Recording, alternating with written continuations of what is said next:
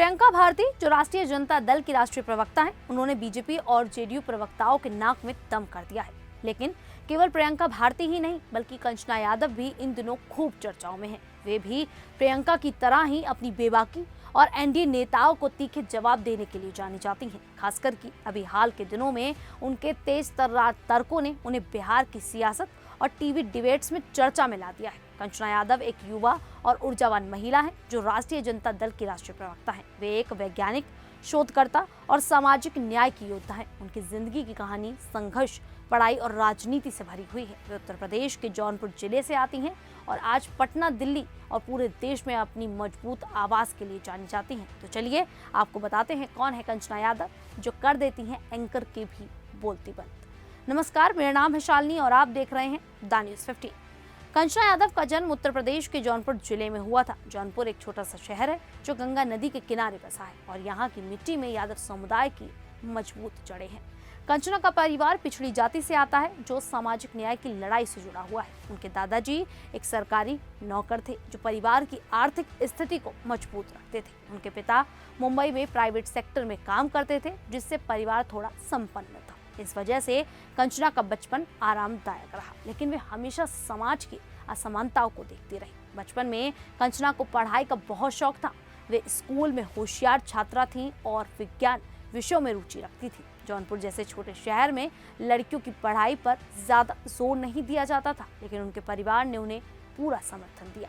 दादाजी की सरकारी नौकरी और पिता की कमाई से घर में शिक्षा का माहौल था। कंचना ने बताया कि उनके परिवार में सामाजिक न्याय की बातें होती थी, क्योंकि यादव समुदाय अक्सर जातिगत भेदभाव का शिकार होता है। लेकिन कंचना के परिवार ने उन्हें मजबूत बनाया। वे कहती हैं कि उनके पिता मुंबई में काम करके परिवार को बेहतर जीवन देना चाहते थे, जिससे कंचना को बड़े शहरों की दुनिया देखने का मौका मिला। कंचना ने अपनी बेसिक शिक्षा जौनपुर से ही ली।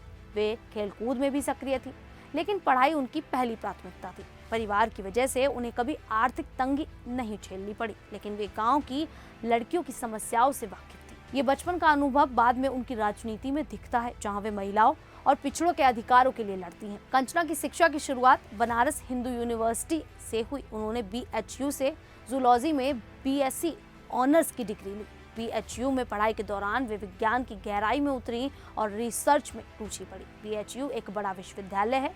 यहाँ उन्होंने जीवन विज्ञान की बुनियाद सीखी और आगे की पढ़ाई के लिए तैयार हुई। स्नातक के बाद कंचना ने दिल्ली के जवाहरलाल नेहरू यूनिवर्सिटी में दाखिला लिया। 2017 में वे JNU आई और यहाँ लाइफ साइंसेज में MSc किया।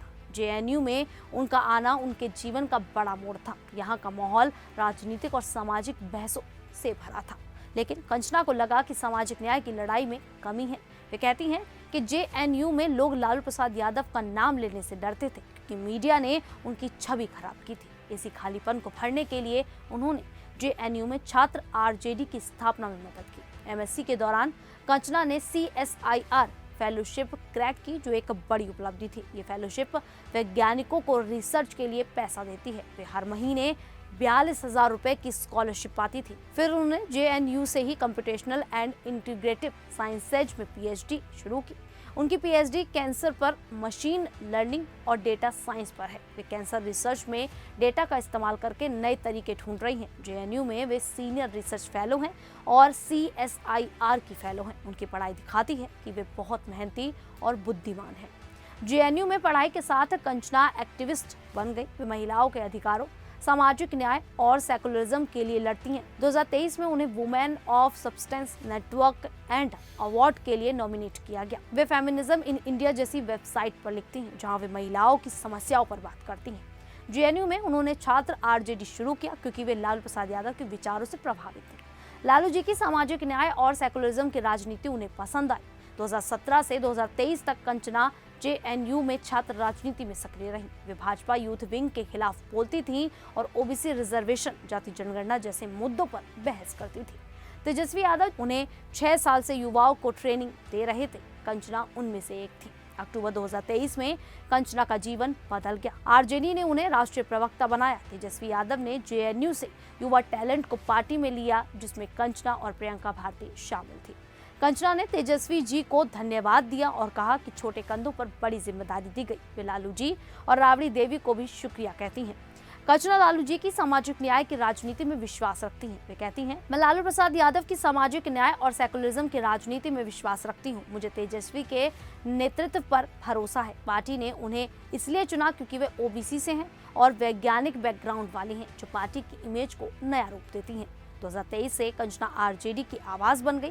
वे टीवी डिबेट्स में जाती हैं और भाजपा को जवाब देती हैं। वे परिवारवाद पर भाजपा को घेरती हैं, जैसे रविशंकर प्रसाद के परिवार पर पोस्ट किया। 2024 में उन्होंने राजस्थान के मंत्री मदन दिलावर के आदिवासी विरोधी बयान पर हमला किया। मार्च 2024 में सोशल मीडिया पर फेक न्यूज फैलाने पर उन्होंने जवाब दिया कि पार्टी उनके लिए सर्वोपरि है। वे जाति, जेंडर और जगह के आधार पर ट्रोलिंग का सामना करती हैं, लेकिन मजबूती से लड़ती हैं। 2025 में वे आरजेडी के स्थापना दिवस पर पटना गई और समाज परिवर्तन की बात की। हाल ही में बिहार में वोट चोरी के खिलाफ राहुल गांधी की यात्रा में हुए विवाद पर उन्हें भाजपा को नीच कहा। वे स्वदेशी, महिला सशक्तिकरण और ओबीसी कोटा पर बोलती हैं। कंचना की जिंदगी दिखाती है कि मेहनत से कोई भी ऊंचाई छू सकता है। बचपन की सादगी से लेकर आज की मजबूत आवाज तक वे प्रेरणा है। आप सभी को ये जानकारी कैसी लगी, आप हमें कमेंट करके जरूर बताइएगा। अभी के लिए इतना ही, फिर हाजिर होंगे ऐसी ही देश और दुनिया से जुड़ी बड़ी खबरों के साथ। तब तक के लिए देखते रहिए द न्यूज़